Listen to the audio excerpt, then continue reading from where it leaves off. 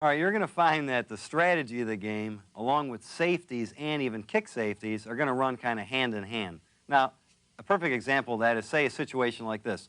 Let's say the one is kind of in the center of the table, and the cue ball's up here. I have a pretty tough shot on the one ball, even for myself, playing it, let's say, in this corner pocket. Even if I make the one, which is, I'm probably the underdog to do that, even if I make the ball, I really can't get position on the two ball. The balls are in the way. I have to go all the way around the table. Yeah, I don't like it.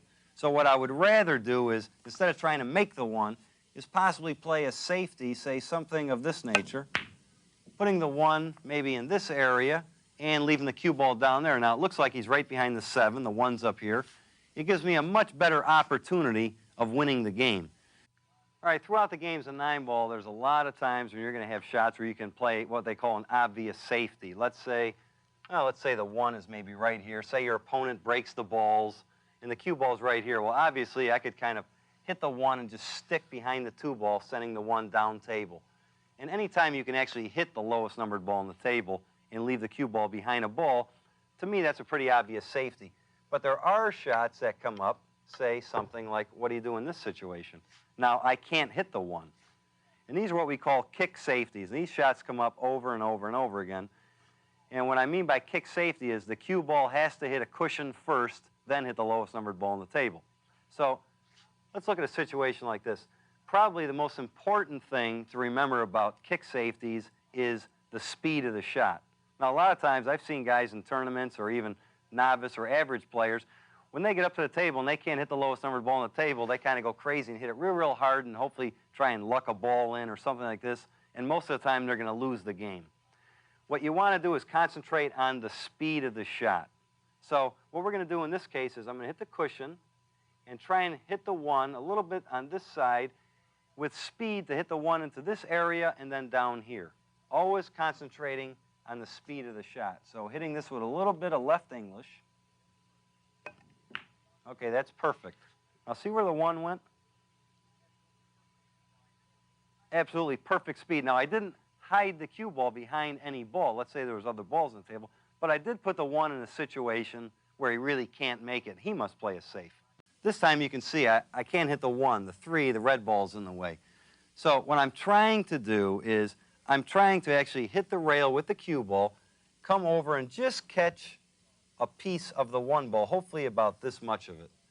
Then what's going to happen is the 1's going to hit hopefully over here and come to this area, and the cue ball's going to hit about here and come to this area. But what's in my mind is I make sure that when I kick, I'm always hitting the shot with the speed that if the cue ball does hit the 1 that way, I'll get a good result. So let's see if we can do that. All right, now that wasn't too bad. Now, see, I didn't really snooker my opponent, but you see the 1 is way down here, and the cue ball is way up here. A lot of times you're going to find that a ball is, let's say, near a rail, 1, possibly 2, 3 inches off the rail, and you can't hit it directly. So the most important thing to remember about these shots is anytime a ball is near a rail, you want to make sure that the angle of the cue ball coming into the cushion is the same going towards the 1, and you want to try and catch the 1 as solid as possible. If the cue ball comes in straight and then spins over, you'll probably hit the edge of the 1, and there's no telling what's liable to happen. If the angle of the cue ball hitting the cushion is the same angle going towards the 1, normally the 1 will go down, say in an area like this, depending on the speed, and the cue ball normally stays right about in the same spot where the 1 was. So that looks like this. Hitting, just in this case, a little bit of left English. So you really have to concentrate on, you notice that came out absolutely perfect. Now in this particular shot, the 1, as you can see, is up in this area, and I really can't hit it. What we're going to try and do is kick with the speed. I'm going to try and hit the cushion here, here, catch the 1. Hopefully if I catch the 1 the correct way, the 1 should possibly go in this corner pocket, or at least hit the cushion, come back, and stay in this area, and the cue ball is going to come down in this area. So the speed, again, is very important. So let's see if we can do this. I made it. So you have to remember, you're going to win a lot more games when you're kicking with the right speed and trying to hit one part of the ball or the other.